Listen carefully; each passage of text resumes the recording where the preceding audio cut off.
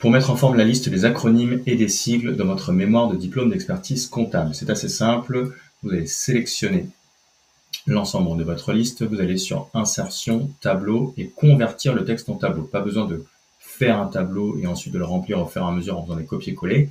Si vous n'avez pas commencé à faire votre liste, commencez par faire un tableau de 2 colonnes et d'autant de lignes que besoin. Mais si vous l'avez déjà réalisé, vous allez faire convertir le texte en tableau, vérifier que vous êtes bien sur 2 colonnes.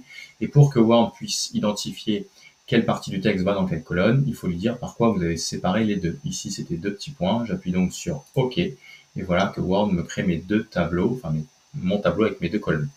Je vais diminuer ma première colonne pour laisser plus de place pour la deuxième. Je vais dans disposition du tableau pour pouvoir aussi trier par ordre alphabétique en prenant la première colonne. Je suis bien sur texte.